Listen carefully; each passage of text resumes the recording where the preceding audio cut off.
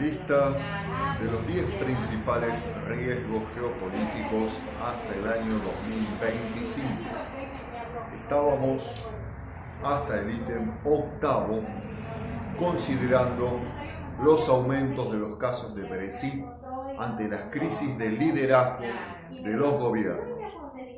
A partir de este momento comenzaremos a considerar la polarización ideológica en Latinoamérica. Esta región geopolíticamente tan relevante a nivel mundial afronta principalmente tres desafíos: su papel en el sistema mundial, la desigualdad y violencia en sus sociedades y la crisis de legitimidad de los modelos políticos y económicos establecidos.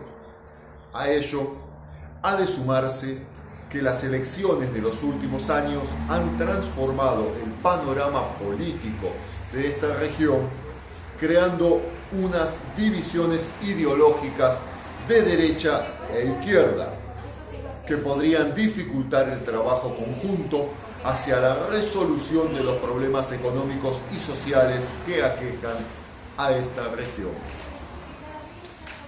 Estamos considerando de manera breve la polarización ideológica en América Latina. En definitiva, la geopolítica regional de este polo continental actualmente está pasando por un periodo de transición marcado por una heterogeneidad política creciente. Esto implica una fase de incertidumbre e incesantes transformaciones a diferentes niveles, que generan una elevada confusión sobre el panorama futuro de la zona y una división social que podría evolucionar en protestas violentas, terrorismo o intervenciones militares, terrorismo de Estado, a nivel interno en cada país, a nivel regional o incluso con influencia internacional. Recordemos, estamos en la finalización de los 10 principales riesgos geopolíticos desde el 2021 hasta 2025-2030. En este sentido, debemos considerar la consolidación de las guerras perpetuas en Oriente Medio, las guerras en Siria, Yemen y las tensiones árabo-israelí en Palestina seguirán siendo puntos de conflicto. Estas cuentan con la participación de agentes extranjeros y de las principales potencias regionales. En Siria, la evolución de la contienda parece ir siendo más favorable hacia el régimen, mientras que en Yemen la situación se encuentra totalmente estancada y dividida. Hagamos un apéndice interino sobre esta cuestión. En función de las relaciones geopolíticas, tenemos un gendarme mundial, por decirlo de alguna manera, que es la Organización de las Naciones Unidas, la cual considera a determinados países y a determinado bloque de países de manera preferencial en relación con otros países a los que incluso ni siquiera considera, puesto que apenas no llegan a ser 200 países considerados por las Naciones Unidas como naciones establecidas, hechas y derechas. Y sin embargo, existen una treintena, tal vez una cuarentena, e incluso algunos más con características, países con características para poder tener su soberanía. Entonces, lo que avisoramos a profundidad es obviamente mayor cantidad de rupturas, mayor cantidad de eclosión social, no solo en las guerras de Medio Oriente, sino incluso en América Latina. Recordemos los focos que existen de lo que queda de las FARC colombianas, peruanas, venezolanas, una región caldeada, una región que tiene antecedentes ideológicos y armamentísticos con la capacidad de generar virulentas acciones de conflictos bélicos y de conflictos terroristas, de conflictos de guerra de guerrillas, de conflictos en donde se donde afectan a civiles.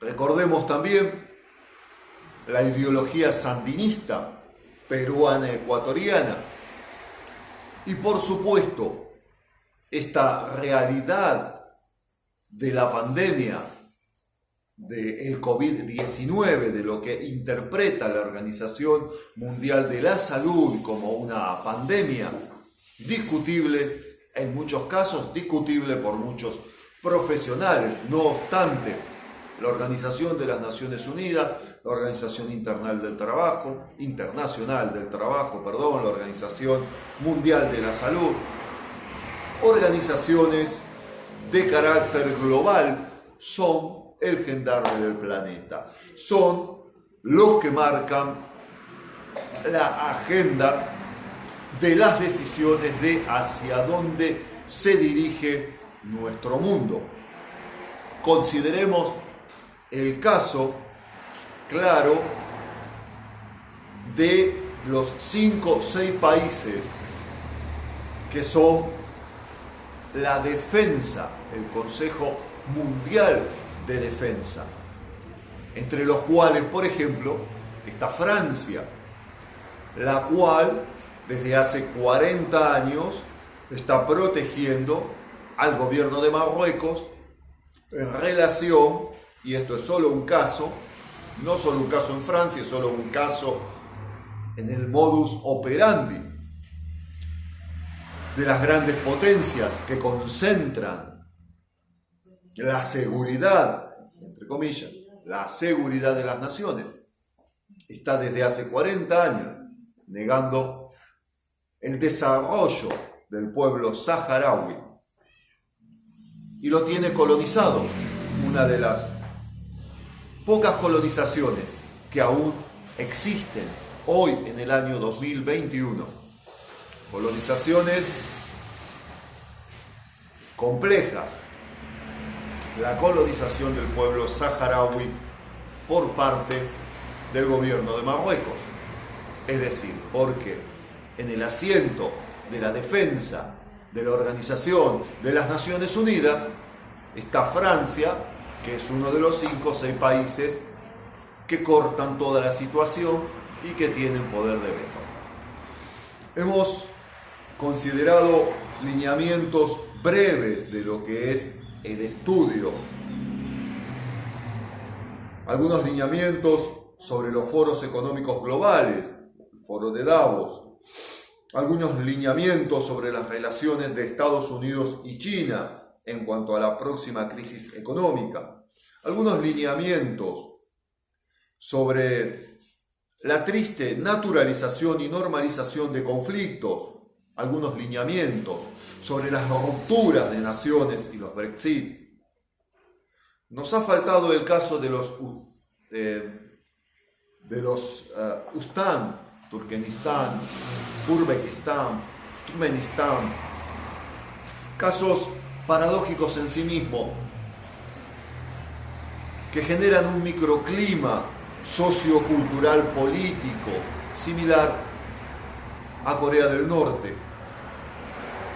Por supuesto que esto es un breve pantallazo somero a colación del requerimiento de la Fuerza de Paz de República Dominicana, CAFUPA, y no pretende ser un estudio detallado de la situación geopolítica, sociocultural de los 260, 270 países del planeta. Pero sí hemos intentado generar en este pantallazo una consideración del mundo unipolar, del mundo unipolar que se está gestando a través del nuevo orden mundial. Podemos nuevamente mencionar otros países que están surgiendo en el contexto, en el teatro de operaciones globales, tales como India, tales como Rusia, Turquía, en el área euroasiática, tales como Sudáfrica, Angola, Etiopía, Nigeria, en el África subsahariana, Irán y Arabia Saudí en Oriente Medio, y Brasil y México, por dar solo algunos ejemplos en América Latina. Básicamente, consideremos que debemos desplegar como organización y como institución de carácter global, de objetivo, misión y función global, profesionales, formar, desplegar profesionales geopolíticos, eclesiásticos, geoestratégicos, porque es la única forma en que podamos comprender, estar atentos, avisorar las situaciones candentes y cambiantes, que en la mayoría de los casos no se empujan como un toro desbocado, pero para eso existe la ciencia de la geopolítica, para que nos sentemos como en un tablero de ajedrez o en un tablero de trabajo y consideremos los actores, los factores, las realidades, por supuesto, las economías, la sociología, la estructura psíquica, emotiva y la historia de estos países, de estas naciones o de estos pueblos,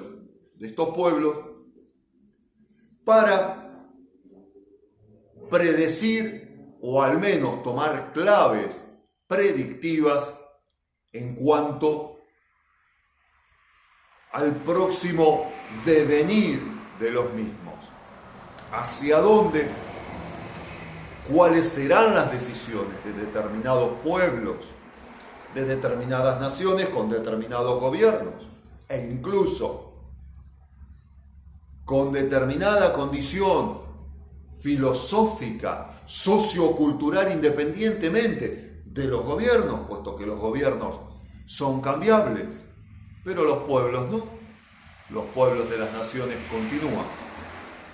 Agradezco la asistencia a estas clases, resumen de estudio sobre los 10 principales riesgos geopolíticos entre 2020, 2021 y 2025, y les invito a considerar la adherencia, la participación, la unificación, la integración y el activismo dentro de la Organización Mundial de Embajadores para provecho de todas las sociedades en las que estamos actuando, comenzando por Argentina, Perú, Ecuador, República Dominicana, Chile, Albania, Italia, España, Gran Bretaña, República Democrática del Congo, Sudán del Sur, Uganda, Kenia, Ghana, Malawi, Nigeria, Costa de Marfil, Sudáfrica, y probablemente he olvidado alguna otra o no. Se despide muy complacido, agradecido por este honor, presidente coordinador, canciller, obispo, doctor profesor Martín Rodolfo Saturnino Maure Cañete, de Lago Itía, Sabino Gocelia Alvareños I.